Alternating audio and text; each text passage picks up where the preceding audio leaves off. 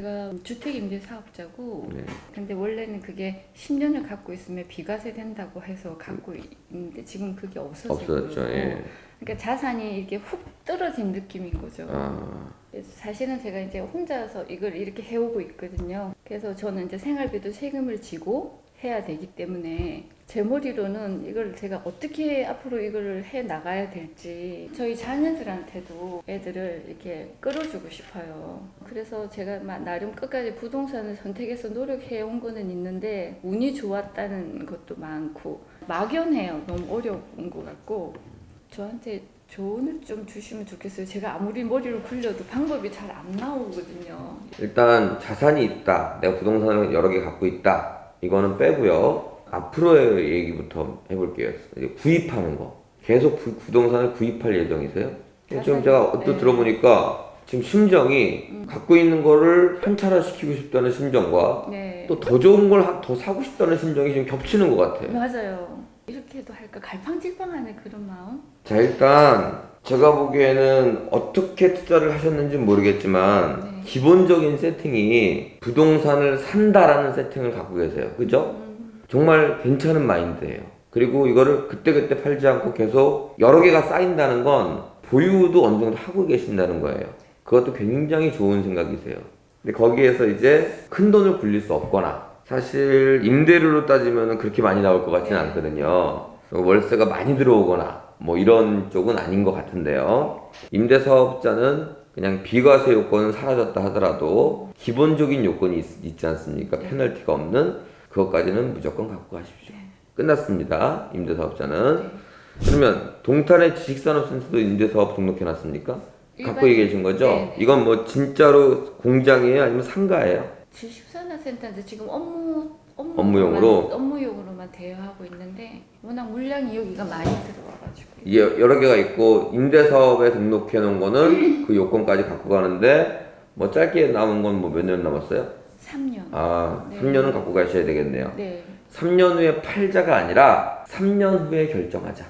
나머지 부동산들은 이런 거예요. 저는 그냥 복잡한 게 싫으시면 그냥 갖고 가셔라 라고 말씀드리고 싶은데 지금 너무 건물 위주에 치우쳐져 있어요. 그래서요, 뭐 대전이든 동탄이든 그 물건은 한번 상상을 한번 해보세요. 이게 앞으로 더 좋아질 것인가. 현재 부동산을 쭉 지켜보고 아 이거는 미래 가치가 없겠다. 이런 거는 처분하는 게 맞는데 제가 보기에는 동탄 게 조금 걱정됩니다. 동탄은 엄청나게 좋아졌고 앞으로도 좋아질 거예요. 하지만 거기에 공급이 너무 많기 때문에 그걸 따라줄 수요가 있을까 살짝 걱정이 됩니다. 그래서 급하게 생각하지 마시고 조금 지켜보면서 내가 팔 순위를 매기자면 동탄께 조금 저는 좀 불안합니다.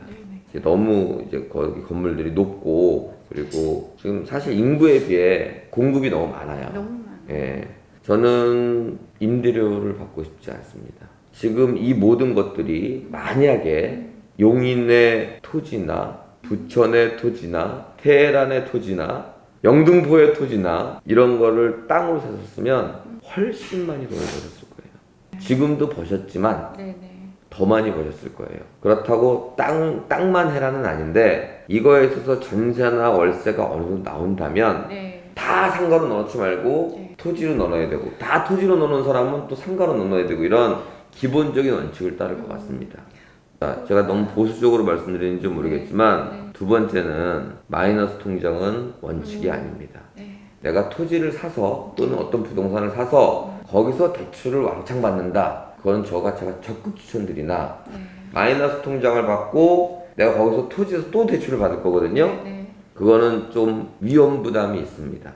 이제 대출이 많은데 월세를 받으려고 하는데 지금 금리가 오르고 있는 시점이에요. 상가의 수익률이 금리가 올라버리면 얘가 수익률이 낮아지는 꼴이 되거든요. 근데 지금은 상가를 투자할 때가 아닌 것 같아요. 제가 보기에는. 그래서 그냥 원칙대로 보수적으로 들리실지 모르겠지만 원칙대로 말씀드리면 이제 건물의 투자는 충분히 하셨으니 이제 토지 위주의 투자를 좀 하셨으면 좋겠고요. 그리고 마이너스 통장은 아닌 것 같고요. 그리고 한 사람당 보통 은행 한 군데서 담보대출로 30억 정도가 나갑니다. 최대. 근데 그게 은행 한 곳이니까 내가 국민은행에서 30억을 빌려 쓰면 우리은행에서 30억이 나가고 이런 식이에요. 그래서 대출 걱정은 크게 안 하셔도 되지 않을까. 제가 이제 혼자라 은행에서 대출 규제가 그런 쪽으로 있지 않을까? 있어요. 있는데 그건 주택에 굉장히 강력하게 있습니다. 그리고 이제 그 규제가 은행에서 이제 대출을 받는데 좀 어려움이 있다. 어려움을 느꼈다. 그러면 이제 그때는 이제 법인으로 가셔야 될 것 같습니다. 어렵게 생각하면 굉장히 어렵고요. 쉽게 생각하면 쉬운데요. 그 법인으로 갈 때는 그냥 제가 초보자들 여기 오셔갖고 그냥 처음부터 법인하겠다 이런 분들은 다 말려요. 하지 말라 그럽니다. 그런데 이제는 뭔가 본인의 뭔가가 꽉 차서 내가 요 다음 거를 계획할 때는 그냥 필수적으로 가야 될 상황이라고 보시면 돼요.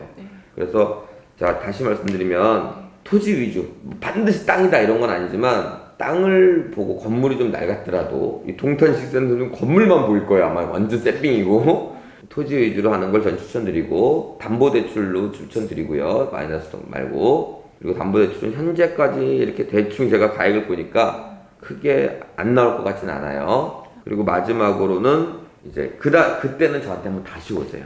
그러니까 물어보세요. 다음에 대출도 됩니까? 그럼 은행에서 쿨하게 20억 받으셨으니까 10억까지는 뭐 충분합니다. 또는 이거 좀 조금 갸우뚱하면 그때부터는 슬슬 법인을 준비하셔야 되는데 그때는 저한테 다시 한번 오셔갖고 상담을 하시고요. 미리 좀 말씀을 드리면 법인은 세무니 회계니 이런 거가 조금 복잡해요. 그렇죠.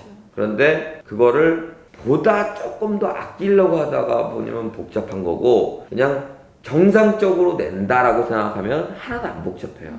그렇기 때문에 우리는 그 다음 단계로 갈아탈 때가 곧 올 것 같아요. 몇 년 안에. 자, 이제 그 얘기는 끝냈고요. 네네. 아까 언뜻 말에 자녀를 끌어주고 싶다 이런 말씀은 자산을 물려주고 싶다 이런 아니요, 얘기예요? 아니요.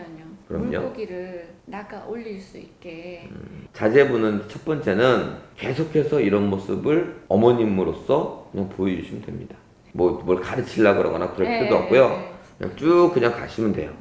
두 번째는 집 한 채 정도의 중요에 대한 건 찬성합니다. 그런 거 있잖아요. 야, 엄마가 이게 하나 있는데 이거 이번에 팔까?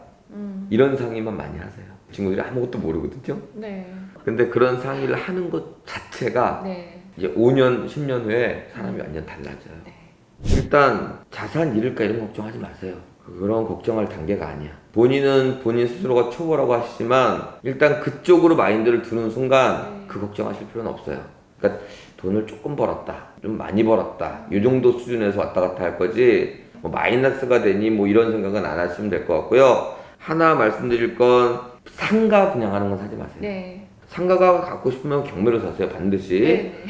아파트는 분양하는 거 제가 막 건드리진 않는데 상가 분양은 거품이 굉장히 많아요. 제 얘기 참고하셔갖고 좋은 결정하시기 바라겠습니다. 알겠습니다. 네. 감사합니다. 네.